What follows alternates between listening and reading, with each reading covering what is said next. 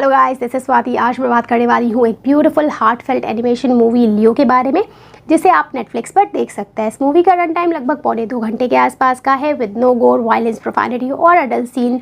This movie suitable for all ages, specially make your children watch this movie cause यहाँ पर जो समय और समझ न होने के कारण टाइम पर हमारे अंदर एंग्जाइटीज़ उठती रहती हैं, उनके बारे में बात की गई है। अच्छा, समय किसके पास नहीं होता है? जो लोग ओल्ड हो गए होते हैं, उन्हें लगता है कि वो अपने एंड की तरफ प्रोग्रेस कर रहे हैं, उनके पास टाइम काफ़ी कम है, लिमिटेड है, और ऐसे में जो उनके बकेट लिस्ट में चीज़ें थी, क्या वो पूरी हो पाएंगी? उन्हें फोमो सा होने लगता है। तो उन पर बात की गई है। उन्हें दिखाया गया है कि कैसे वो अपनी विजडम का इस्तेमाल कर दूसरों की प्रॉब्लम को सॉर्ट आउट कर सकते हैं और कंटेंट फील कर सकते हैं। अब समझ किसको नहीं होती है? बच्चों को। वो हमारे बचपन की प्रॉब्लम्स जो बहुत हमारे लिए पहाड़ जैसी हुआ करती थी, आज हम उनके बारे में सोचते हैं तो वो बहुत ही छोटी सी लगती हैं।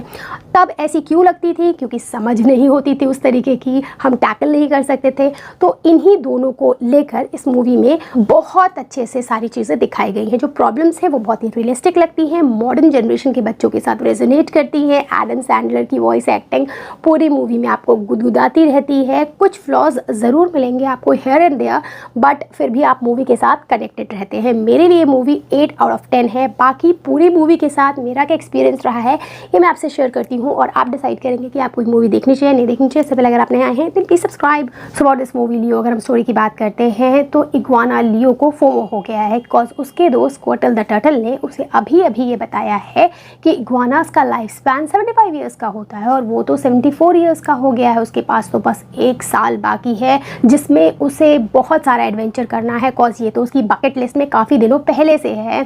अब उसे यहाँ से भागना है, जंगल जाना है। उसने अपना एस्केप प्लान तैयार कर लिया है। एलिमेंट्री स्कूल के 5th ग्रेड में रखे हैं ये दो पेट, स्क्वार्टल द टर्टल और इग्वाना लियो। इस बार जब बच्चे आएंगे और इन पेट्स को उनके साथ किसी प्रोजेक्ट के लिए भेजा जाएगा, तब लियो ने यह तय किया है कि वो वहीं से चप्पत हो जाएगा।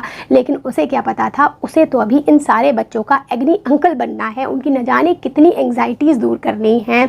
अब यहाँ पर इस बार मिसेस सेलिन, जो बहुत अच्छी टीचर्स हैं, बच्चों को बहुत पसंद है, नहीं आएंगी कॉज प्रेग्नेंट है, उनके डिलीवरी का टाइम हो गया है, और उनकी जगह आएंगी रिप्लेसमेंट टीचर मिस मैल्किन, जो काफ़ी खड़ूस हैं।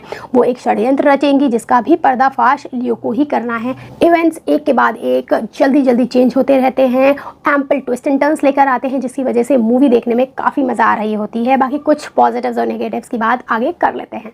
जो सबसे बड़ा और पहला पॉजिटिव मुझे इस मूवी का लगा है वो है इसकी स्टोरी, जो कि मॉडर्न टाइम्स के लिए बहुत रेलेवेंट है। एम्पल ट्विस्ट एंड टर्न्स भी यहाँ रखे गए हैं जो स्टोरी से आपको कनेक्टेड रखते हैं।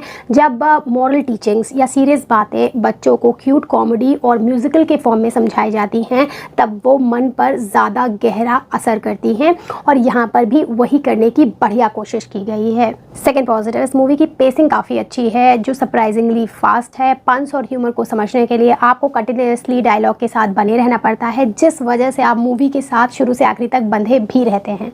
थर्ड पॉजिटिव, मुझे इस मूवी के कैरेक्टर्स काफ़ी पसंद आए हैं, बड़ी ही यूनिकली डिज़ाइन किए गए हैं। जैसे लियो जो मेन कैरेक्टर है उसी को देख लें, वो एक कोल्ड ब्लडेड एनिमल है, लेकिन वार्मेस्ट एडवाइस देता है। अपने पास बचे 1 साल में भी वो अपनी विजडम का इस्तेमाल करते हुए लोगों की एंग्जाइटीज़ दूर कर रहा है। बहुत ही रिलेटेबल कैरेक्टर लगेगा आपको।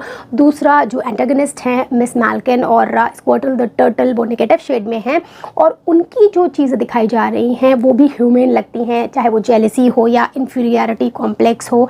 साथ ही मिसेस सेलिन के फॉर्म में आपको अपनी कोई ना कोई पुरानी टीचर ज़रूर याद आ जाएंगी, जिनके क्लास में आपको काफ़ी मज़ा आया करता था। साथ ही यहाँ पर जो बच्चों की प्रॉब्लम्स दिखाई गई हैं, चाहे वो ज़्यादा बात करना हो, बुली करना हो, अपने अपीयरेंस को लेकर बहुत ज़्यादा इन्फीरियरिटी कॉम्प्लेक्स हो, या फिर जो हेलीकॉप्टर पेरेंट्स होते हैं उनसे ग्रसित बच्चे हों, तो उनकी प्रॉब्लम्स को भी काफ़ी अच्छे से दिखाया गया है। Fourth positive, animation work in this movie is good, not exceptional but up to the point. Emotions और expressions को बहुत अच्छे से कैप्चर किया गया है, जो कि किसी भी एनिमेशन मूवी की जान होते हैं, और that is a very big plus point.